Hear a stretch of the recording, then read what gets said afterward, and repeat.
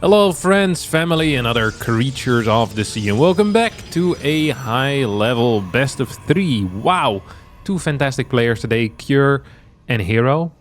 Hero currently is probably my favorite Protoss player to watch, is because he plays like... Hero plays like he's not afraid of losing, but he also doesn't seem very interested in winning, if that makes sense. Like, he just does stuff that is cool, you know? Hero is the type of guy that would show up in like a full suit to run like a 400 meter. You know, fools like the nice loafers as well. Like all the other guys like wearing the... What do you actually wear for a run? Like, do they wear tank tops? I bet it's gonna be...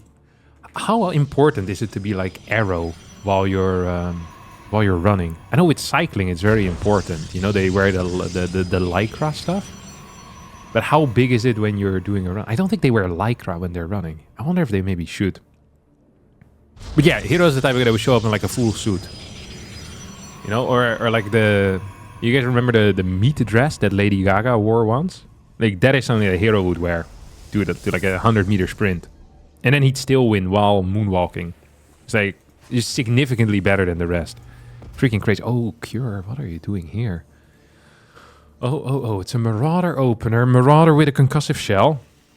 This is kind of what we call a kind of like a brain dead build, because it's really hard to die while you're doing it. However, it also doesn't really give you a lot of benefits. You know, it's staying alive, but not really doing anything. It's like the people that lock themselves up in their apartment, afraid to go outside. What they don't know is that most accidents actually happen around your house, not outside. Probably has something to do with the fact that most people spend majority of their time around their house, but let's not get too, nitpicky with the facts here. Facts are facts, and feelings are feelings. Both are valid, is what I always say. Okay, we're gonna go Marauder into Marine. This is one of the build orders. Oh, we have a Stalker Sentry into Twilight Council.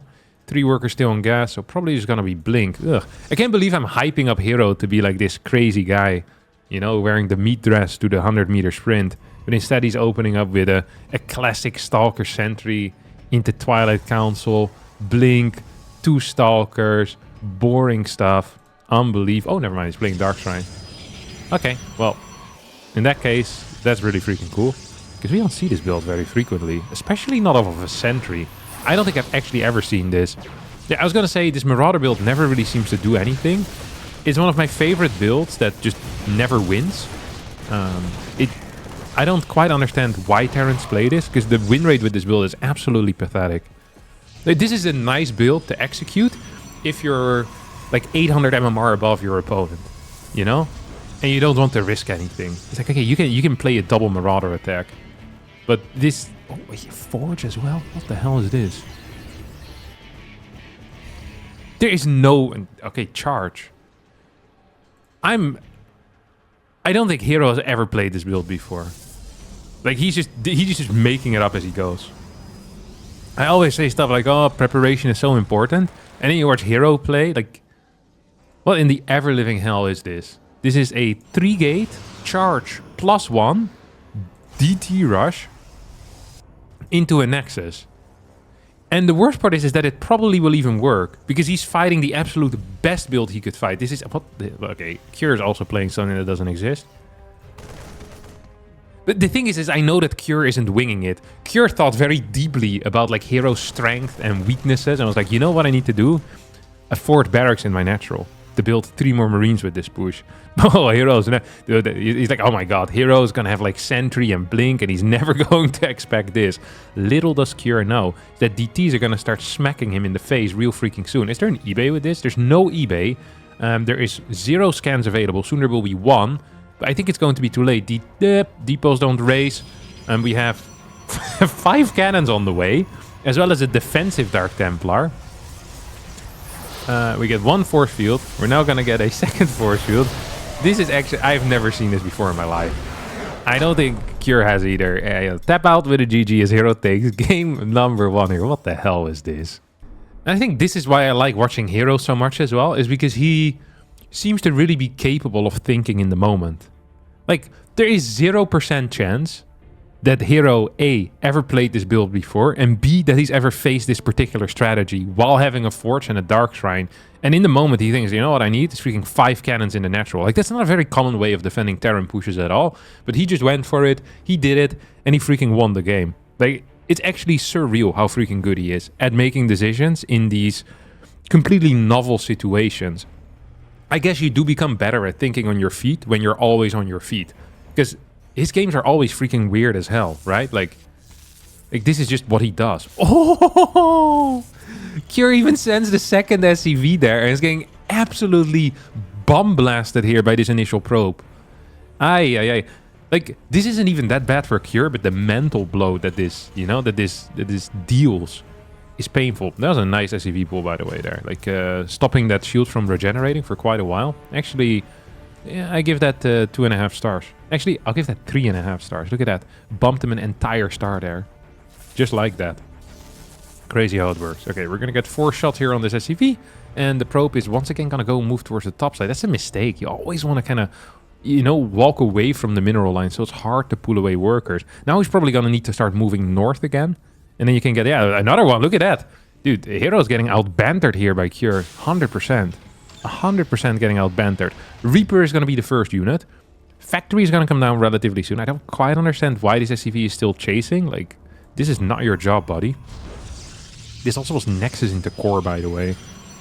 When does this Reaper come out? 16 seconds from now. So I always like to kind of figure out what the hell's going on. This pylon is like 7 seconds later than usual. Usually 142 is like a... It's kind of... Is that true, actually? When you're playing Nexus before core? No, 142 is not the pylon timing then. This is actually fine pylon timing. Everything is really fast. What the hell? And this Reaper came out, I think, at like 203 or 202. So it's like 3-4 seconds delayed from the standard. Let's take a look when this Adept comes out. I cannot believe that Cure is actually looking for a proxy. I would never think that an instant probe across the map that goes to scout would be a proxy. I guess you could theoretically build like a pylon here, or like here, and then send it in, and then a second probe comes in and builds a gateway, but it would be so freaking expensive. Because you're sending 2 probes out in like the first 20 seconds of the game. That generally is considered to be quite expensive. So, yeah, I'm surprised that Cure thought that was going to happen. And sending the Reaper across the map could have actually helped him out significantly. We're going to get Adept into Sentry, double battery. I was going to say blind, but he scouted. But it is still a double battery. Late Twilight Council into late second Gateway. So, just a kind of a weird early game all around. But just because something is weird, it doesn't mean it's bad. Although I also do believe that this is bad. There's going to be 3 Reapers, 2 Hellions moving across. You have a Mine Drop that's going to be the follow-up. It's usually a double Mine Drop into whatever the hell else you want. Behind this is just the way that life works. 2 more Gateways coming in. I really do wonder what... If he settles on a Dark Shrine again, I'm going to freak out. Actually going to freak out. Okay, a single Stalker on the high ground is going to deal with this. Adept and Sentry on the low ground will do it. That's going to be Charge. Okay. A robotics facility. Just the 2 of us. What is this?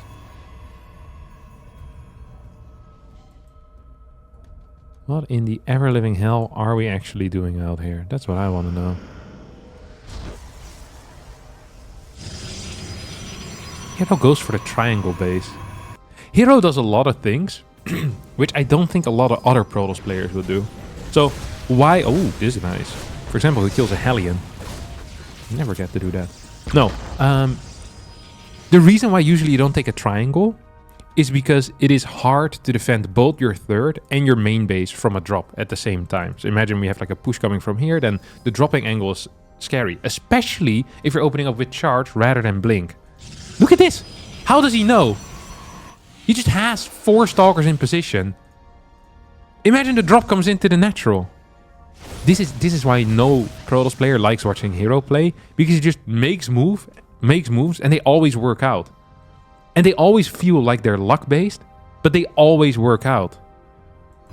Now, if a guy always wins at the roulette table, like he's probably freaking cheating. But we know that Hero isn't cheating, because he also does it in freaking offline events.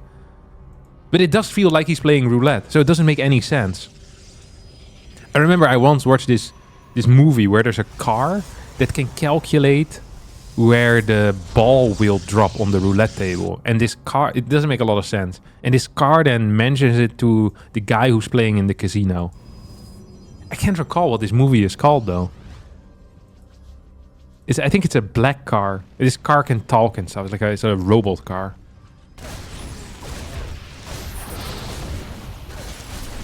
And this guy keeps winning at the roulette table. That's what it feels like at Hero. Yeah, maybe Hero also has a car that speaks to him.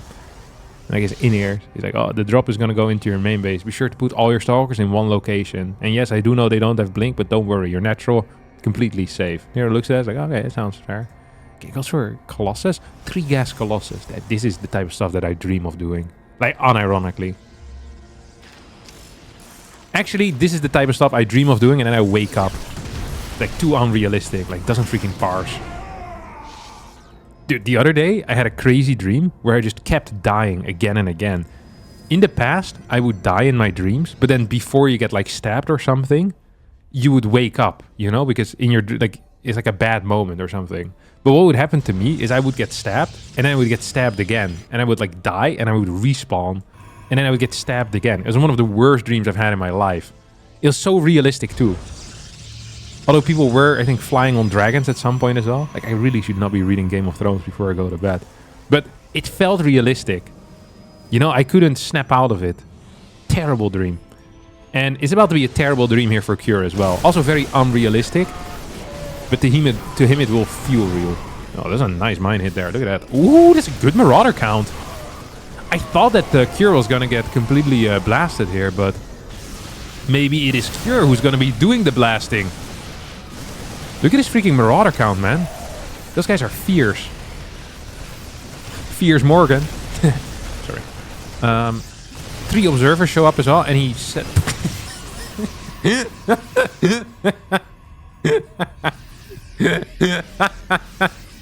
What the hell is that? Is he just memeing on him? I really want to rewatch that moment, because that was so good. But we're not going to do that, because this... is a, what do you call it? A chronological video. You know, no time jumps in here. What the hell was that game? We're gonna get another fight. We have 6 gateways. Colossus still staying alive. This is honestly really impressive out of Hero that he's surviving. Like, the Marauder count was so freaking good. And it really wasn't that big of an army. But what the... He just pulled 3 observers into one location. And then put one of them into observer mode to reveal himself. Well, he had like triple vision into the spot already. Was it maybe to try and trigger the Widow Mine onto the observer and then cancel it in time so that the Widow Mine resets its timing? I feel like I'm giving a bit too much credit here to Hero. There's no way. I think he just misclicked, most likely, is what happened. But we can pretend that it was a crazy micro move. I personally don't believe it was. What the hell was that? It's just 3 observers. Oh no. Dude, Hero is never beating the freaking allegations of being a Protoss player. Oh no. Second Forge coming out here as well. You know, everyone and their mom keeps telling me, oh, +2 is so much better. But I was actually doing some tests with +2 armies and 1-1 armies. And 1-1 armies just performed much better than 2-0. And people were like, even with Colossus? And I was like, yeah, even with Colossus. As long as you're like a little bit more zealot based, yeah, like it just went really freaking well with +1 armor, or at least significantly better than with +2. I was shocked by that, and everyone plays +2, so maybe I am missing something. Maybe the tests that I set up weren't correct, but it feels like there's no real science behind this. Sometimes people just do stuff because they see other people do stuff, you know, and you think there's a good reason for it, but I'm not sure if there is. Because people kept telling me, it's like, oh, +2 is so much better. And they'll have like theories, like, oh, Colossus deal a lot of damage and stuff, but to me, it didn't feel to be the case at all. Either way, Vikings are actually doing a lot of damage here. Holy crap. Marauders are still winning on the ground. The problem here is, of course, that there's 3 zealots in the main base that slaughtered absolutely everything. Or at least forced them into the natural. We also had a lot of workers die over here. As Hero's now being pushed back. He's still going to kill a lot of Marines in this area. We have 9 gateways behind this. Kyr's going to try attacking with 81 supply. Dude, he's freaking rich as hell when it comes to army supply. When it comes to money, he's actually very poor. So I guess he's just very poor. Because usually rich is, you know, used to describe money, not something else. I say, oh, this guy's rich in pimples. Like, oh, that's freaking great, but nobody's gonna pay the mortgage with that now, is he? Zealot's still kind of sitting in the back. Ooh, Disruptor's gonna come out. No, Purification Nova. This is good control out of Hero, by the way. Like, it's impressive that he's stalling this for so long. He got another stim here out of this army. This army was already fairly damaged. All Disruptor shots are gonna go off. This base is gonna die. That is a given. This base is gonna die. SCV production restarts. This is Cure going like, oh wait, I killed the base. Maybe I can still macro out of it. It's like, yeah, 47 works to 69. Actually, yeah, maybe you can. 4 CC goes down as well. I'd love to see a Ghost Academy. We don't have it quite yet. They're all double E-base right now. This army is still huge. They can just fight this, no? Am I the crazy one? Hero gives up on defending, pushes this back through sheer willpower, and runs in with a bunch of Zealots. This is a really awkward engagement that we're watching right now. As these Zealots are being recalled back home, mines are going to get big connections. Hero actually in a world of trouble. I love the way that Hero survived. I don't love the way, you know, that this happened at the ending here. Sensor tower coming in. Once again, I'm going to make it known that I would love to see a Ghost Academy here. I guess the main issue is that we don't have 6 gas. Going up to Ghost Academy on 6 gas or 4 gas, while you probably also want to start +3 armor, is pretty freaking tough. So, chop chop, let's get the freaking 6 gas going here, boss, because God knows we need it. How did he get 7 Disruptors? Okay, 2 Robos pumping full time, I guess. Here's what you get. Oh yeah, these Robos have absolutely been pumping. Arnold over here. Get 1 more Purification Nova and another Purification Nova and another one. And Medevacs are big in number, but not that high in energy. So we need to see portions. Like we need to see portion control here with the stims. Not the entire army can stim at a time. Up, 1 Marauder dies, 1 Marine dies. These are fine trades for Hero as he's managed to double expand behind this. Gets another bunch of Zealots. Look at this. He's not researching a new set of upgrades. We still don't have gases on this base, which at this point, I can't really, you know, say it's not a mistake. This is a huge blunder, and a blunder that we'd already foreseen earlier. You just need that gas. Like, what is this? 800 minerals, 100 gas. If you want 3-3, you want a better army. Ooh, a couple of Purification Novas are going to connect with this army. Yes, the Marauders stay alive due to the Purification Nova not dealing a whole lot of damage. 3-3 not quite done. Once again, I'm going to reiterate my earlier stated belief that a Ghost Academy would be very useful. Vikings not in position to deal with this drop, by the way. Oh, target fire on all of those Disruptors as 3 of them go down. A beautiful pickup here. Cure, with some stellar control of this army, is going to need to drop back into his mineral line. Okay, we get a hold position on the SCVs. Oh no, he's fighting. He was straight up fighting. Lost a bunch of SCVs here for no real reason. 6, 7, maybe 8 or so. Gases need to be resaturated as well. Hero behind all of this on 5 bases. Restarts +2 armor, may I say. +2 armor, of course, a relatively big deal. As the Viking is going to show up and start pounding this Prism. Prism says, you know what, I've had it with life. Let me just fly into your Marines and over a turret. Viking is going to get the kill here, I think. As the supplies are very close. That is bad news for Hero, because the worker supply is not at all close. And that means that Cure's army supply is significantly higher. 3-3 is finishing up soon. I don't think we're going to see a major fight before 3-3 finishes up. We do have 8 barracks out right now. We have a planet. Oh my god, I didn't even know we have a planetary over here. Where did that thing come from? We have 1, 2, 3... I think we have 3 mules available to us. If I'm not mistaken. You could throw them down. You could also save for scans. Gas is not being saturated. I really am not loving this. Ooh. Decided not to go for it. Vikings at 5. This base is cooked. Oh! Get a recall on the last possible second. But this was completely fine here for Cure, who gets a kill on that base. Manages to kind of kite away. Is now going to go defend his 3rd base as well. At the same time going for a big counterattack. Medevac's taking a lot of damage. 2 of them will die. This base is cooked, I think. Despite the upgrades being superior here for Cure, I don't really see a viable path here towards holding this base, as we have a full-on base trade scenario happening right now. As if he's being pulled back, Hero is gonna send it full-time, big time, as Cure is gonna go into the main base. Fun fact here is that all the production of the Protoss is in the main base, and... no, what? I was gonna say, what Cure can do is go into his own base, kill his opponent's production, and probably be fine. But instead he walks to the third base. No, you're being out-expanded so hard, it's gonna take way longer. What a significant blunder. Depot's also not raised. Vikings are being sent back home. Did they just fly into... No, okay, Vikings are over here. And then we're gonna get Blinking forward, I'm not so sure. What an awkward move that Cure made here. What an awkward move. Oh no, and I mean, this army is absolutely not gonna hold the main base, is it? Not if Vikings weren't there in time. Actually, maybe it's fine. I'm not certain. I'm actually not so certain. Colossus count is pathetic. There's only one remaining. A couple of Marauders on the ground. Can these Vikings get the kill? 5 more Zealots getting produced here as well. This is so crazy. I wonder how many more units actually got produced. I think it's at least 15. I think we had 3 like 5-unit warp-in cycles or so, because we had some mining going on still. Like, at least 2 drops should have split off to start killing pylons in the main base. Like, it is crazy to me that that didn't happen immediately. We're still going into a full-on base trade. 5 more sentries are being warped in right now. Don't forget, what don't we have? Ghosts. There are no ghosts on the map. Upgrades are going to be superior for Cure, but +3 attack did end up finishing up during all of this, so Hero also doesn't have the worst upgrades anymore. Is there a command center still alive? Do we have any SCVs? No. Is there a possibility that Hero wins? Yes. Is there a possibility that Cure wins? Probably no at this point. We're fairly overstimmed on this army. Or well, not overstimmed on the army, but almost out of energy. That means that every stim is gonna hurt. Cannons, batteries, sentries, all on the way. We get a recall with probes and 1 Colossus. We have a lot of Zealots here as well. Stalker still delaying this move out.